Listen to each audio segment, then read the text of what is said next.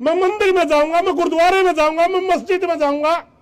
ये मेरा विषय है। मैं इस देश का नागरिक हूं।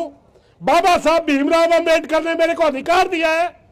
मैं कोई भी धर्म मान सकता हूं, कोई भी काम कर सकता हूं, देश के अंदर कहीं भी रह सकता हूं, मगर हमारे दिमागों से खेला जा रहा है। मगर आप सब ने इकट्ठा होकर सबसे पहले उस्ताना शाह के आंख में आंख मिला के ये कहना पड़ेगा कि मनरेगा मेरी स्कीम थी, मनरेगा मेरी स्कीम थी, मेरे भले के लिए बनाई गई थी। तेरी बाप की स्कीम नहीं है मोदी, उसको दोबारा लागू कर दे, ले जे तेरी जीराम जिंजड़ ले जे। अगर आप गरीब मां के पैदा होते तो आपको पता होता वो मनरेगा के अधिकारी से जाकर के काम मांग सकता था और 15 दिन में हमारे को उसने काम देना पड़ता। वो एक गारंटी थी, जरूरी था रोजगार का अधिकार। जब से देश आजाद हुआ तब आज तक मात्र एक स्कीम ऐसी थी जिसको मनरेगा कहा जाता है, जिसने गरीब का जीवन सत्र बदला था। जब गरीब बिल्कुल भूखा मरने के कगार पे था, उस समय भूखा मारने को किसी को खाना नहीं मिल रहा था, कोई बीमार को खाना नहीं मिल रहा था, उस समय मनरेगा आई थी। मजदूर की जेब में पैसा आया था, यह सरकारी रिपोर्ट बताती है। देश की जीडीपी बढ़ी थी जो गरीब के जीने का अधिकार दे रही थी। वो स्कीम बंद कर रहे मोदी जी और कहता है मैं तो गरीब मां का बेटा हूं।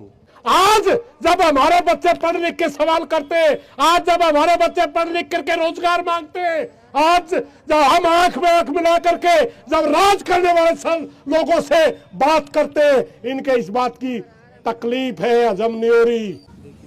अगर किसी को भी कहीं पर काम ना मिले,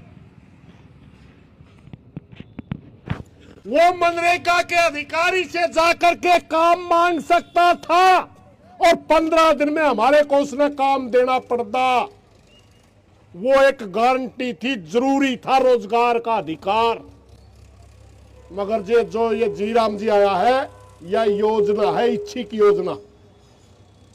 गरीबी मिटाने के लिए हरियाणा सरकार ही नहीं, भारत सरकार के अंदर बहुत सी स्कीमें, इच्छिक स्कीमें। कौन सी है मैं भला हो याद देखा किसी गरीब का सारिया अफसर चाट जे।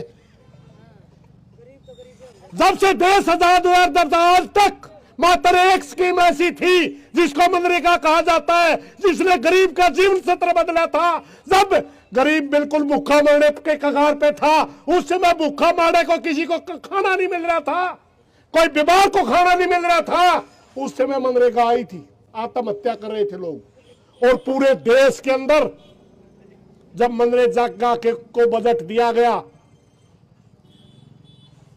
जीवन सत्र का सुधार हुआ था, यह सरकारी रिपोर्ट बताती है।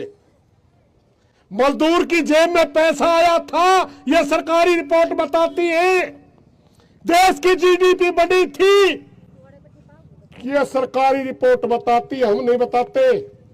जो स्कीम मजदूर का जीवन का सुधार कर रही थी, जो शिक्षा का संचार कर रही थी, जो गरीब के जीने का अधिकार दे रही थी, वो स्कीम बंद कर रहे मोदी जी और कहता है मैं तो गरीब मां का बेटा हूं। शर्म कर ले मोदी जी कुछ। गरीब मां का बेटा ये काम क्यों नहीं करे? अगर आप गरीब मां के पैदा होते तो आपको पता होता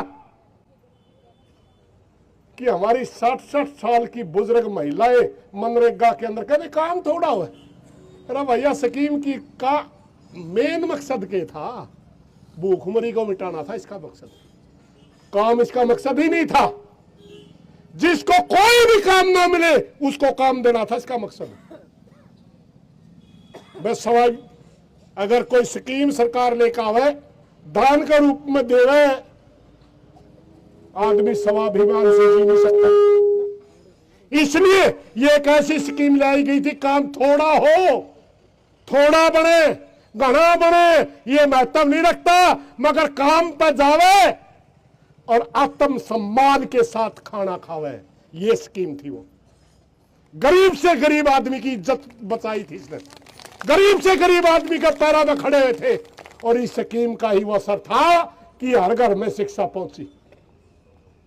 हमने अपने बालक पढ़ाने शुरू करे, अधिकार मांगने शुरू करे, वरना इससे पहला कौन पूछा करता अपन भाई भेड़ बकरियां जो है क्या करते लोग।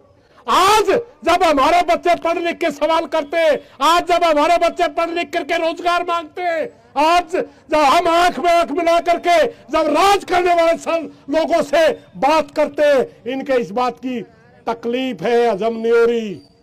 इसीलिए ये दूसरा नाम लेकर के इस स्कीम को तोड़ करके हमारा रोजगार अधिकार छीन करके एक स्कीम लेके आ रहे। आपके बीच में बहुत से साथी बुखाना होंगे, मैं काम बताया है, राम ने सारे माने हैं, ये आस्था का विषय। कौन राम ने माने, कौन बुद्ध ने माने, कौन गुरु नानक ने माने, मेरा मर्जी है। आप कौन होते बताने वाले। मैं हनुमान ने मानूंगा, मैं लक्ष्मी ने मानूंगा, आप कौन होते हैं बताने वाले। मैं मंदिर में जाऊंगा, मैं गुरुद्वारे में जाऊंगा, मैं मस्जिद में जाऊंगा, ये मेरा विषय है। मैं इस देश का नागरिक हूं। बाबा साहब भीमराव अम्बेडकर ने मेरे को अधिकार दिया है। मैं कोई भी धर्म मान सकता हूं, कोई भी काम कर सकता हूं, देश के अंदर कहीं भी रह सकता हूं, मगर हमारे दिमागों से खेला जा रहा है। हमारे को गुलाम बनाने की एक चाल है कि हम सोच ना सके, हम विचार ना कर सके, मात्र धार्मिक नारे लगाते रहो, मात्र जातियों में बांटते रहो और अपने आप सत्ता की मलाई चाटते रहो। साथियों, कहना बहुत कुछ था, बड़ा लंबा मामला था, मैं लंबा नहीं बोल पाऊंगा, मैं निकलूंगा बल्कि अभी, क्योंकि नालंदा के अंदर हमारी बेटियों के ऊपर पुलिस ने अत्याचार किया। वो पढ़ने वाली लड़कियों के साथ अत्याचार जो किया है, सुन ले सीआईडी वाले होंगे एकड़ियां मारे नालून जान तो पहला पहला पुलिस हट जानी चाहिए उस बात है। ये बात हम सहन नहीं करेंगे बिल्कुल भी। सबकी है बच्चियां, छोरिया के ऊपर लाठी चार्ज कर दिया, कौन सा तुक है। इसलिए साथियों, कोई गलत बात लिख रही, माफी चाहूंगा, दो एक नारे जरूर लाना चाहूंगा भाई। एक बात और भाई, जब किसाना के कानून आए, आमना आंदोलन छेड़े, न्यू कहा कर दे मोदी नहीं मान्या करता, कानून बननी भी नहीं, क्या कर दे हटे थे नहीं कानून, तेरा भी न लड़े। भी आप तो रन्यू कहना होंगे तो कानून बन रहा जी राम जी का, वो कौन हटा है, इसमें तो काम बढ़िया है।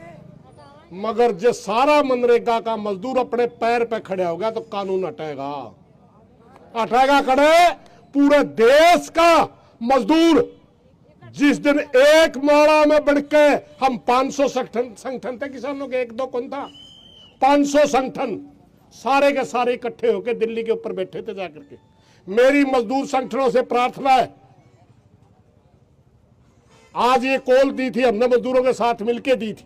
इसी तरह हम हर तरह मदद करने के लिए तैयार है, प्रचार करने के लिए भी तैयार है, गलत चालन खातर भी तैयार है, लट्ठी खान खातर भी तैयार है। मगर आप सब ने इकट्ठा होकर सबसे पहले उस्ताना सा के आंख में आंख मिला के ये कहना पड़ेगा कि मनरेगा मेरी स्कीम थी।